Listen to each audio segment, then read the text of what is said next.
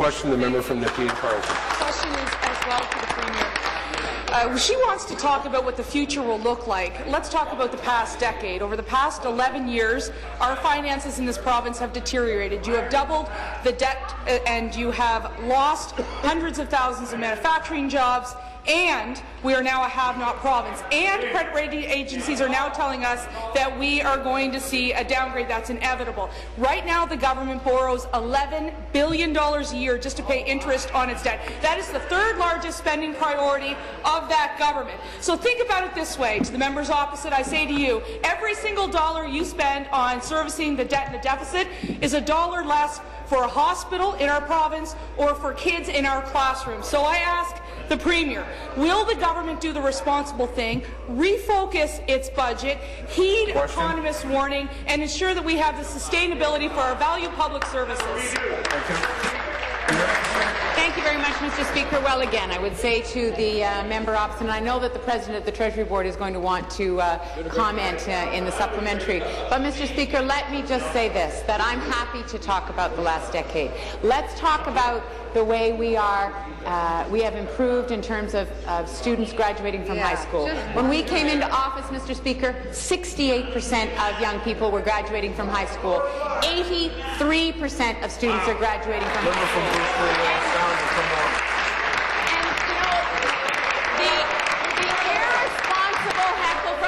Side that undermines our excellent teachers, Mr. Speaker, to suggest that somehow that has to do with making high school easier. That's not the case, Mr. Speaker. What it's about is putting the supports in place that allow kids to succeed and not letting people fall through the cracks. That's what we have done over the last 10 years, Mr. Speaker. Those are the kinds of initiatives and investments that we will continue to make because we know that that leads to a bright future for the province. Any questions?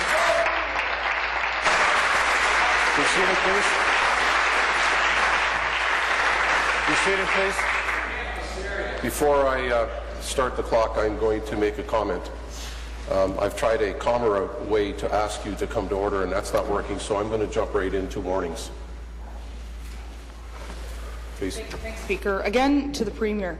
You talk about people not falling through the cracks. 300,000 people woke up this morning without a manufacturing job. People are leaving this province, not coming to it like I did in my generation when there were 1 million jobs created over a decade ago by a previous administration because they knew the value of sustainable taxes. They knew the value of spending dollars wisely.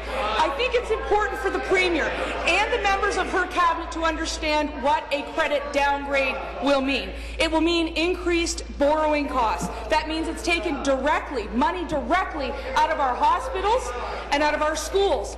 It also means you're going to have to raise taxes, and that is going to come to a very difficult burden of middle-class families across this province who are already struggling with high hydro rates, high taxes, and of course higher gas and grocery bills. So the Premier must understand she needs to refocus her budget. So will she give the credit rating agencies a signal of restraint and refocus her budget so that she can make sure there's no burden on existing programs? Thank you.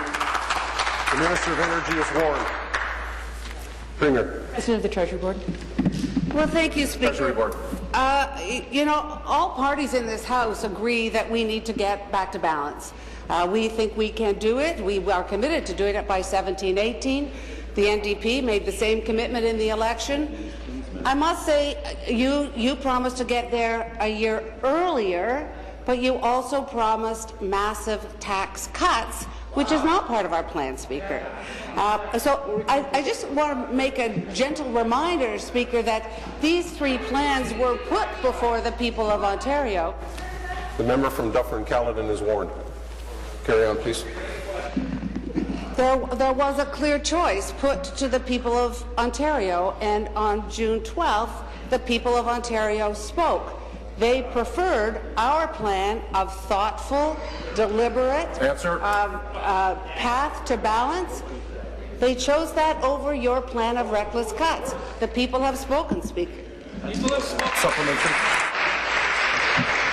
Unfortunately for the government, so too have the credit rating agencies and noted economists.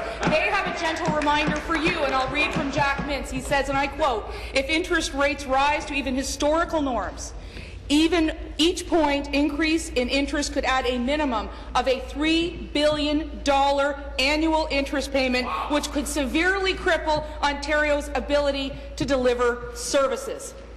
That is a serious reminder to your government that you must learn to get this right. My daughter's generation depends on it. Our public services depend on it. Families across Ontario depend on it. You have to get something right. Will you refocus your budget, or are you going to let the credit rating agencies do it for you? Thank you. Speaker, with the greatest respect, if anybody needs to refocus their plan, it might be you. Your plan includes massive tax cuts. Your plan includes reduction in personal income taxes, reduction in corporate taxes.